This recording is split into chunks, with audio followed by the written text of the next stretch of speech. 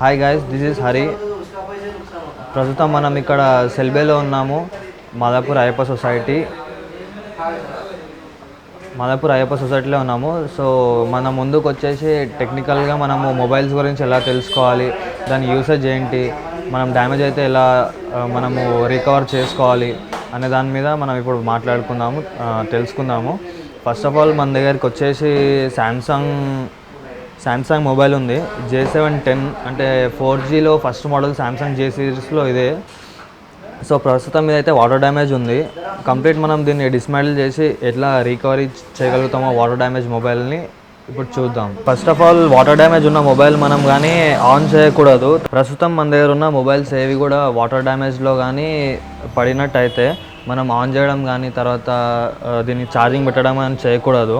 First of all ఇది electronic device కాబట్టి మనం యాజ్ ఇట్ ఈస్ దీన్ని సర్వీస్ చేయడానికే ట్రై చేయాలి మ్యాక్సిమం. ఎంత ఫాస్ట్గా అయితే అంత ఫాస్ట్గా, ఎందుకంటే వాటర్ వల్ల రస్ట్ వచ్చే ఛాన్స్ అయితే ఉంటుంది. మ్యాక్సిమం రస్ట్ వస్తే మదర్ బోర్డ్ డెడ్ అయ్యే ఛాన్స్ ఉంటుంది.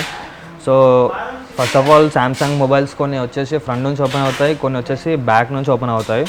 సో బ్యాక్ నుంచి ఓపెన్ అయ్యే మొబైల్ లాస్ట్ డివైస్ అంటే శాంసంగ్ ఇది ఒక్కటే. సో ఇది ఓపెన్ చేసినట్టయితే ఫస్ట్ మనం బ్యాటరీ రిమూవ్ చేసి దీన్ని పక్కన ఉంచాలి. సో వాటర్ డ్యామేజ్ కాబట్టి మొత్తం కనెక్షన్స్ డిస్ప్లేతో సహా అన్ని కనెక్షన్స్ రిమూవ్ చేయాలి. రిమూవ్ చేసి మదర్ బోర్డ్ రిమూవ్ చేయాలి. మదర్ బోర్డ్ రిమూవ్ చేసిన తర్వాత దీనికి కనెక్షన్స్ అనేవి కెమెరాస్ కానీ తర్వాత వేరే ఏమైనా స్పేర్ పార్ట్స్ ఉంటాయి కదా, అవన్నీ కంప్లీట్గా డిస్మాంటిల్ చేసి దీని కండిషన్ చెక్ చేసుకోవాలి. సో ఇలా చేసిన తర్వాత రస్ట్ అనేది ఫామ్ అవుతుంది కాబట్టి ఫస్ట్ ఆఫ్ ఆల్ మనము ఐపీ సొల్యూషన్ లిక్విడ్ ఉంటుంది. సో మనం దీంతో ఒకసారి క్లీన్ చేసుకుంటే electronic devices first of all ఈ వాటర్ డ్యామేజ్ వస్తే కానీ ఇదంతా క్లీన్ చేసుకోవాల్సి ఉంటుంది. ఇలా స్ప్రే చేసిన తర్వాత ఇది అనేది కంప్లీట్ ఇది as it is mother board cleaning అనమాట. సో ఇది స్ప్రే చేసిన తర్వాత క్లీన్ చేసుకొని మెయిన్గా ఎక్కడైతే బెల్ట్స్ కనెక్షన్స్ ఉంటాయి, కాంపోనెంట్స్ తర్వాత ఐసీ కాంపోనెంట్స్ ఉంటాయి కదా, సో ఆ ఏరియాలో కొంచెం బ్రష్తో క్లీన్ చేసుకొని దీనికి బ్లోవర్ కొట్టి బ్లోవర్ కొంచెం లైట్గా హీట్ చేసుకోవాలి. కంప్లీట్గా మొత్తం స్ప్రే చేసిన తర్వాత హీట్ చేయాలి మొత్తం కంప్లీట్గా.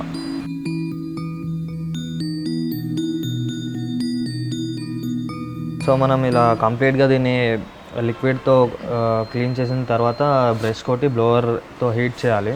హీట్ చేసిన తర్వాత మల్టీమీటర్ ఉంటుంది, అంటే కంప్లీట్గా కాంపోనెంట్స్ కానీ పవర్ సప్లైస్ కానీ తర్వాత ఐసీ కాంపోనెంట్స్ కానీ అంటే దాని కెపాసిటీ దానిది ఎక్కడి వరకు ఉందో దాన్ని పవర్ సప్లైస్ అవన్నీ చెక్ చేసుకోవాలంటే మల్టీమీటర్ అనేది మనకు యూస్ఫుల్ అవుతుంది. ఇది మనకు ఎలక్ట్రానిక్స్లో మెయిన్గా తెలుసుకోవాల్సింది ఇదే. దీని గురించి తెలుసుకుంటే కానీ మనం వేరే ఏం చేయలేము. సో ఫస్ట్ ఆఫ్ ఆల్ మల్టీమీటర్తో మనము పవర్ సప్లై చెక్ చేయాలి కాబట్టి 20 degrees అంటే 20 దాంట్లో వోల్టేజ్ కెపాసిటీ చెక్ చేయాలి.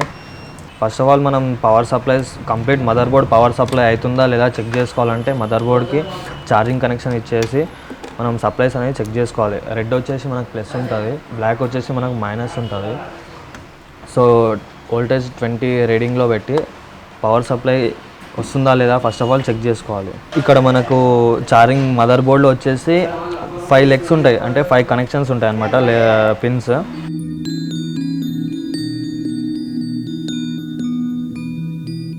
కాన్స్టెంట్ ఉంటుంది. So last one and first వన్లో మనకు ఇక్కడ చూసుకున్నట్టయితే 5 or 6 ఉంటాయి మ్యాక్సిమం. కొన్ని 5 ఉంటాయి, కొన్ని 6 ఉంటాయి. సో ఈ సప్లైస్ అనేవి పవర్ వస్తుందా లేదా మనకి ఇక్కడ చూసుకున్నట్టయితే రీడింగ్ చూపిస్తుంది -5 degreesలో ఉంది, అంటే 5.28 వోల్టేజ్ అనేది మనకి ఇక్కడ చూపిస్తుంది. మ్యాక్సిమం అన్ని మొబైల్స్లో 5 అబోవ్నే చూపిస్తుంది. ఓకే, ఇక్కడైతే మనకు చూసినట్టయితే ఇది ఓకేనే ఉంది వోల్టేజ్. ఇక్కడ పవర్ సప్లై తర్వాత మనము ఇక్కడ కింద పెట్టుకోవాలి, అంటే కింద సైడ్లో మనకి ఇక్కడ ఇది వచ్చేసి మనం ఇక్కడ సిగ్నల్ స్ట్రెంత్ కానీ తర్వాత కాంపోనెంట్స్ స్ట్రెంత్ కానీ ఇక్కడ తెలుస్తుంది. మెయిన్గా కాంపోనెంట్స్ అనేవి ఇక్కడ బేస్ మదర్ బోర్డ్లో ఉంటాయి. అంటే ఎక్కడైతే మనం డిస్ప్లే కనెక్టర్స్ ఉంటాయి, తర్వాత ఇక్కడ ఉంటాయి కదా ఐసీ కాంపోనెంట్స్ అనేవి ఇక్కడ మెయిన్గా ఉంటాయి. కాబట్టి మనం ఈ రీడింగ్ అనేది ఇంపార్టెంట్. ఫస్ట్ ఆఫ్ ఆల్ ఇది రీడింగ్ కనుక చూపించలేదంటే మదర్ బోర్డ్ డెడ్ అయినట్టే. ఇంకా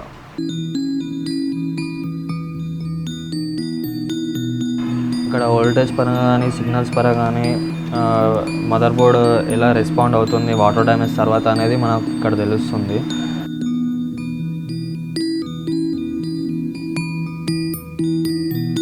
ఇది వచ్చేసి డిస్ప్లే కనెక్టర్ బెల్ట్ దగ్గర వోల్టేజ్. ఇక్కడ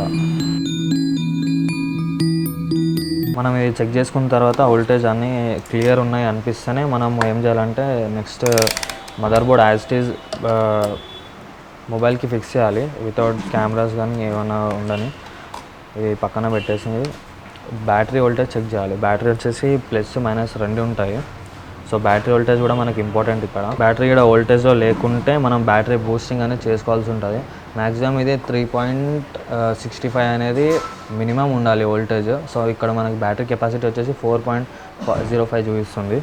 ఓకే, బ్యాటరీ అయితే బాగుంది. కెపాసిటీ కూడా యాజ్ ఇట్ ఈజ్, పవర్ కూడా మ్యాక్సిమం 50% ఛార్జింగ్ ఉంటుంది దీంట్లో.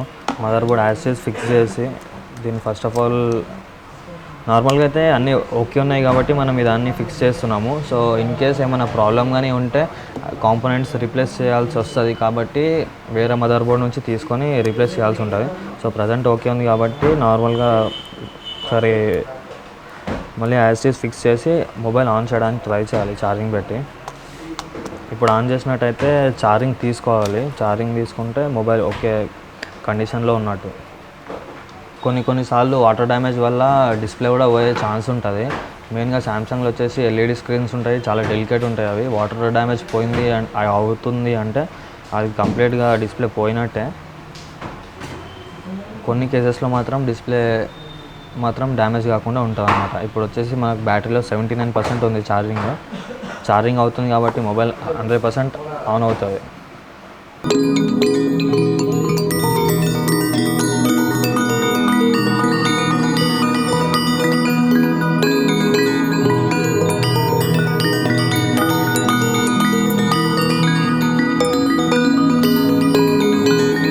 ఓకే, మనకైతే ఇక్కడ డిస్ప్లే అయితే ఏం డ్యామేజ్ కనపడట్లేదు. సో యాజ్ ఇట్ ఈజ్ మనకు ముందు ఎలా ఉండేనో as it is network settings కానీ తర్వాత డిస్ప్లేకి సంబంధించిన టచ్ కానీ యాజ్ ఇట్ ఈజ్ పనిచేస్తుంది. సో వాటర్ డ్యామేజ్ అనేది ఒక లెవెల్ వరకు ఉంటుంది. సో ఆ లెవెల్ వరకు రీచ్ అయిన వెంటనే మనం సర్వీస్ చేయాలి. లేదంటే కంప్లీట్ డెడ్ అవుతుంది, లేదా కంప్లీట్ మొబైల్ అనేది కండిషన్లోకి వస్తుంది.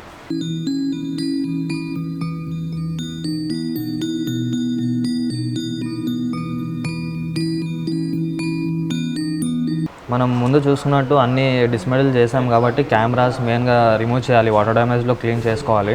తర్వాత మొబైల్ కండిషన్లో వచ్చింది కాబట్టి మనకు మొత్తం యాజ్ ఇట్ ఈజ్ ఫిక్స్ చేయాల్సి ఉంటుంది. కెమెరాస్ కానీ ఇక్కడ మెయిన్ కాంపోనెంట్స్ అవి ఉంటాయి, ప్లేట్స్ కానీ. కెమెరాస్ యాజ్ ఇట్ ఈజ్ ఇక్కడ బ్యాక్ కెమెరా మనం ఫిట్ చేస్తున్నాం ప్రజెంట్. ఇక్కడ back camera and front camera. Back cam and front cam fix చేసిన తర్వాత ఇది మదర్ బోర్డ్ మెయిన్ బాడీ మొబైల్ది. ఇది డిస్ప్లే కనెక్టర్ బెల్ట్. ఇది డిస్ప్లే ఇక్కడ అనేది మనకు కనెక్షన్ అనేది ఇక్కడ ఉంటుంది. ఇది హెడ్ ఫోన్స్ జాక్. ఇది అంటే మైక్రోఫోన్ హెడ్ ఫోన్స్ జాక్ ఇక్కడ ఉంటుంది బెల్ట్.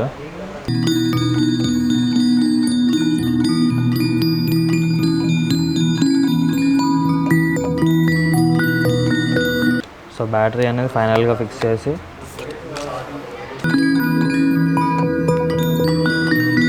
మొబైల్ ఆన్ చేయాలి.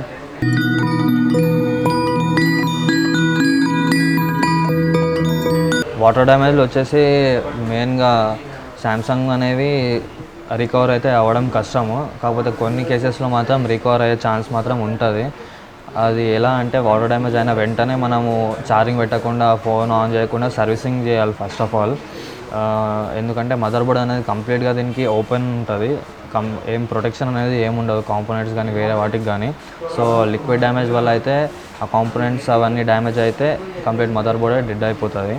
సో ఇక్కడ చూసుకున్నట్లయితే మనకి మొబైల్ ఆన్ అయిపోయింది. తర్వాత బ్యాటరీ కెపాసిటీ కూడా 82% ఉంది. ఛార్జింగ్ ఇంతకుముందు 79 ఉండే, ఛార్జింగ్ పెట్టేందుకు 82 అయింది. సో మనకి నెట్వర్క్ కానీ కెమెరా పర్పస్ కానీ యాస్టీజ్ అన్నీ మనకు వర్క్ అవుతాయి ఇక్కడ. ఇది బ్యాక్ కెమెరా. సో మనకు వచ్చేసి బ్యాక్ కానీ ఫ్రంట్ కానీ నెట్వర్క్ ఇష్యూ కానీ మైక్రోఫోన్ కానీ స్పీకర్స్ కానీ లౌడ్ స్పీకర్ కానీ ఎలాంటి ప్రాబ్లం అనేది ఉండదు. ఛార్జింగ్ కూడా మనకు యాస్టీజ్ అనేది అవుతుంది. ఇప్పుడు ముందు కండిషన్లో ఎలా ఉండేనో యాస్టీజ్ ఇప్పుడున్న కండిషన్లో మనము చూడవచ్చు ఇక్కడ మొబైల్ సామ్సంగ్ చేస్తుందని. ప్రస్తుతం మొబైల్స్ ఇప్పుడున్న మార్కెట్లో కానీ మ్యాక్సిమం 20 వాట్స్ 30 వాట్స్ 50 వాట్స్ అంటూ ఫాస్ట్ ఛార్జింగ్ సపోర్ట్ చేసే మొబైల్స్ ఉన్నాయి. సో ఏ మొబైల్కి కూడా ఎంత ఫాస్ట్ ఛార్జర్ ఉన్నా కూడా మ్యాక్సిమం 1 అవర్ ఆర్ 1.5 అవర్ కంటే ఎక్కువ ఛార్జింగ్ అయితే పెట్టకూడదు. ఒకవేళ ఇన్ కేస్ అంతకంటే ఎక్కువ పెడితే బ్యాటరీ బల్జ్ అయ్యే ఛాన్స్ ఉంటుంది. తర్వాత కొన్ని మొబైల్స్ రేడియేషన్ వల్ల బ్లాస్ట్ అయ్యే ఛాన్స్ ఉంటాయి. మ్యాక్సిమం అయితే ఒరిజినల్ ఛార్జర్ యూస్ చేయాలి 100% ప్రతి మొబైల్కి సంబంధించి. కొన్ని మొబైల్స్కి వచ్చేసి అవి అంటే ఓల్డ్ మోడల్స్కి అవసరం లేదనుకోండి, ఇప్పుడైతే ఒరిజినల్ ఛార్జర్ పక్కా యూస్ చేయాలి. మ్యాక్సిమం 1.5 అవర్ ఛార్జింగ్ అయితే పెట్టాలి. ఇంకోటి నెట్ ఆన్ చేసి ఛార్జింగ్ పెట్టడం కానీ మొబైల్ ఛార్జింగ్ పెడుతూ యూజ్ చేయడం కానీ అలా అయితే చేయకూడదు. అలా అయితే బ్యాటరీ పాడయ్యే ఛాన్స్ ఉంటుంది. తర్వాత మీ మొబైల్ కూడా డ్యామేజ్ అయ్యే ఛాన్స్ అయితే ఉంటుంది. సో మనం ఇక్కడ చూసినట్టయితే సామ్సంగ్ J7 మనం ఇప్పుడు రికవర్ చేసాము. సో ఇది కండిషన్లో ఉన్న మొబైల్ సామ్సంగ్ J7. సో మనం ఎంత జాగ్రత్త వాడుకుంటే ఎలక్ట్రానిక్ డివైజెస్ అనేవి అంత మనకి బ్యాకప్ అనేది వస్తుంది.